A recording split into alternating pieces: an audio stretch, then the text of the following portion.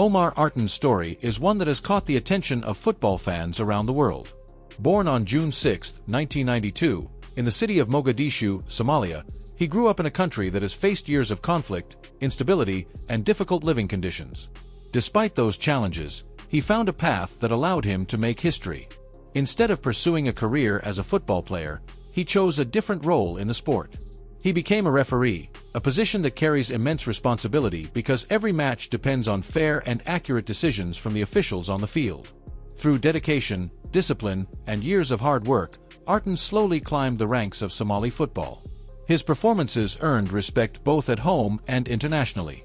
In 2018, he achieved a major milestone when he was added to FIFA's international list of referees, opening the door to some of the biggest competitions in world football. His rise continued over the following years. In January 2024, he became the first Somali referee ever selected to officiate at the Africa Cup of Nations, one of the continent's most prestigious tournaments. That achievement alone was historic, but it was only the beginning. During the 2025-26 season, he officiated the second leg of the CAF Champions League final, becoming the first Somali referee to take charge of a major continental final. His performances were widely praised, and in 2025 he was named Africa's Men's Referee of the Year, a remarkable honor that recognized him as the top official on the continent. Artan's success eventually led to the greatest opportunity of his career. In early 2026, FIFA selected him as one of only 52 referees chosen to officiate at the 2026 FIFA World Cup. It was another historic moment because no Somali referee had ever been selected for a World Cup before. For many people, his appointment represented more than personal success. It symbolized hope, determination, and the idea that talent can emerge from anywhere in the world. After years of effort, sacrifice, and professional excellence, Artan had earned his place on football's biggest stage. Everything appeared to be in order as he prepared to travel to the tournament. He had obtained a valid visa, carried his FIFA accreditation, and possessed all the required travel documents. There was every reason to believe he would soon be preparing for World Cup matches alongside the world's best referees. However, events took an unexpected and troubling turn when he arrived at Miami International Airport on June 6. Instead of being allowed to enter the country and continue to the tournament, Artan was detained for questioning. Reports indicate that he was questioned for approximately 11 hours. Much of the questioning reportedly focused on Al-Shabaab, a militant group operating in parts of Somalia. According to available information, Artan had no connection to the organization, his football career, or any activity that would link him to such concerns. Despite his credentials and the purpose of his visit, he was eventually placed in a holding cell. Authorities later determined that he was inadmissible because of vetting concerns, although no detailed public explanation was provided. After the lengthy process, he was placed on a flight to Istanbul before eventually returning home to Mogadishu. In a matter of hours, years of preparation and anticipation came to an abrupt end. The referee who had worked his entire life to reach the World Cup would not officiate a single match. The situation quickly sparked discussion throughout the football community. Many people questioned how a referee chosen by FIFA for the world's biggest sporting event could be denied entry despite possessing the required documents. FIFA responded with a carefully worded statement. The organization confirmed that Artan would not be able to participate in training sessions or officiate at the tournament because he had been denied entry to the United States. FIFA also emphasized that it does not control immigration decisions made by host countries and that each government has the final authority regarding who is permitted to enter its territory. The governing body stated that Artan's status would remain unchanged for the time being. One important decision, however, stood out. FIFA announced that Artan would still receive his full World Cup compensation package, including tournament fees and any associated payments. Even though he would not referee any matches, he would be paid exactly the same as the other officials selected for the competition. Many observers viewed that decision as an acknowledgement that the situation was unfair, even if FIFA stopped short of openly criticizing the circumstances. As debate continued, political leaders in Canada began speaking publicly about the issue. Their comments attracted widespread attention because Canada is one of the host nations for the 2026 World Cup. David Eby, the Premier of British Columbia, was among the first to respond. Vancouver is hosting several World Cup matches, including important knockout stage games, making it one of the tournament's key locations. Eby shared a message on social media expressing support for Artan. He said that British Columbia would welcome and celebrate him for everything he had overcome to reach the highest level of football officiating. He then delivered a simple but powerful message that quickly spread across the internet: "Let's have him referee in Vancouver." Those words resonated with many people because they went beyond expressing sympathy. They represented a direct invitation and a public show of support from a political leader. Toronto Mayor Olivia Chow also weighed in on the situation. Toronto is another major host city and will stage several important matches, including Canada's opening game. Chow released a formal statement saying that denying entry to Artan, a man who had earned his position through years of hard work and perseverance, was not the right outcome. She emphasized that Toronto believes in fairness, inclusion, and providing opportunities for talented individuals to succeed. Like EB, she publicly stated that Artan would be welcome in her city. She also announced that she intended to contact FIFA directly to communicate that message.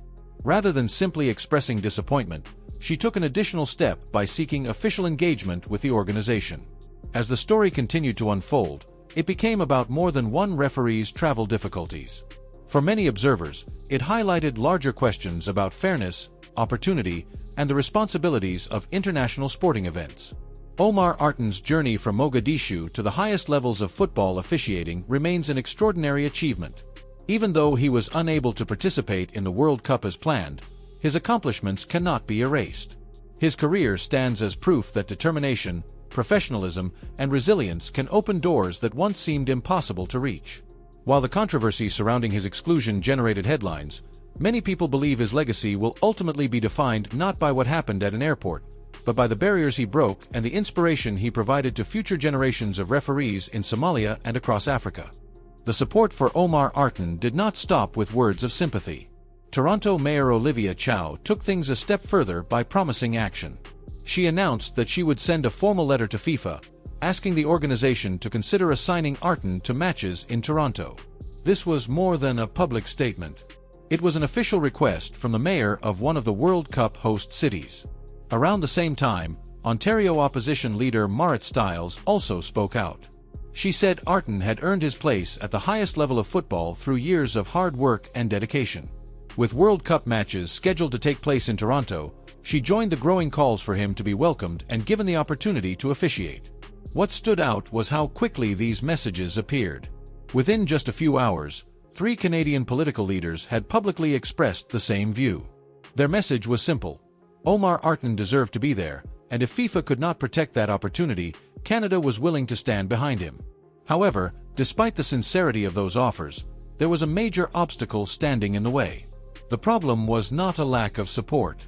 It was the way FIFA had structured the tournament.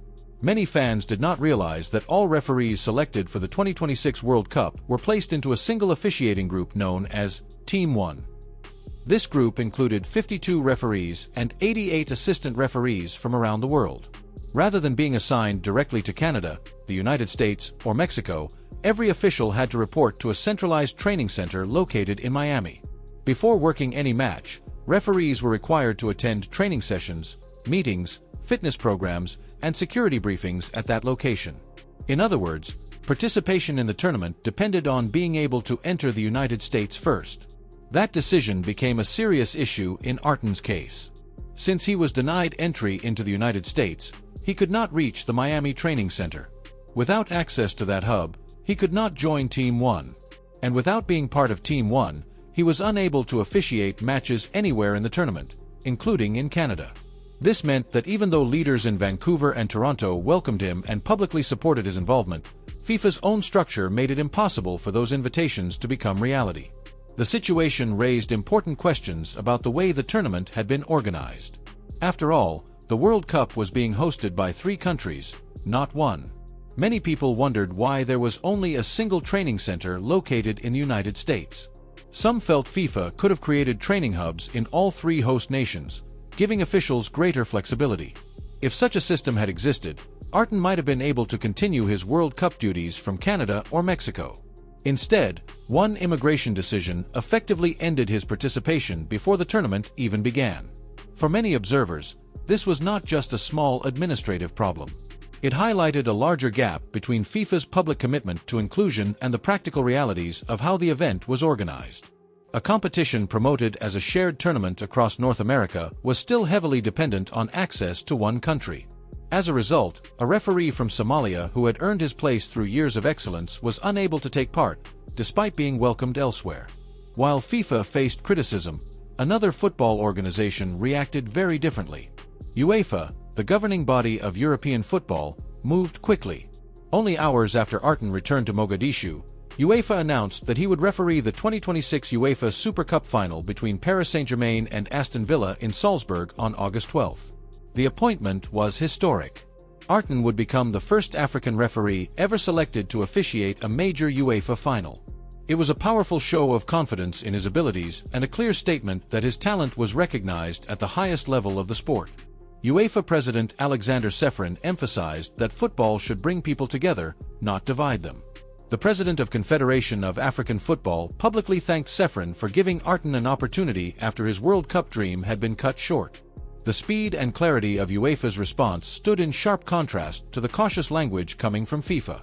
Rather than focusing on procedures and responsibilities, UEFA focused on the individual and what he had achieved. Back home in Somalia, the reaction was equally emotional. When Artan returned to Mogadishu, thousands of people gathered to welcome him. It was not a celebration of a football match or a championship victory. It was a celebration of him. The people of Somalia recognized what he had accomplished and how much his journey meant for the country. The Somali president personally contacted him, and supporters greeted him with national pride. Wrapped in the Somali flag, Artan remained calm and composed despite everything that had happened. Instead of expressing anger, he accepted the situation with remarkable dignity. He said that what happened was fate and promised that, God willing, he would be part of the next World Cup. Those words carried a great deal of weight. Rather than focusing on disappointment, he looked toward the future. His response showed resilience and determination. Many people found his attitude inspiring because it demonstrated strength in a difficult moment. At the same time, his comments highlighted the contrast between his calm optimism and FIFA's handling of the situation. Looking at the full picture, the responses from different groups tell an interesting story. The United States denied him entry. FIFA stated that immigration decisions were beyond its control. Canada publicly invited him to participate. UEFA awarded him one of the biggest matches in European football. African football leaders thanked UEFA for stepping forward. Thousands of Somali supporters welcomed him home as a hero. Each response reflected a different perspective, but many shared a common message: Omar Artan deserved better. The biggest question now is whether this incident will lead to meaningful change. Will FIFA review its decision to place all referee operations in one country during a tournament hosted by 3 nations? Will future World Cups include backup plans that prevent a similar situation from happening again? Nobody knows the answers yet. The story is still unfolding. What is clear, however, is that Omar Artan's experience has sparked an important conversation about fairness, opportunity, and the responsibilities of football's governing bodies. Some moments fade from memory after a few weeks. Others leave a lasting impact and force institutions to rethink their decisions. Whether this becomes one of those defining moments remains to be seen, but it has already become one of the most talked about stories of the 2026 World Cup.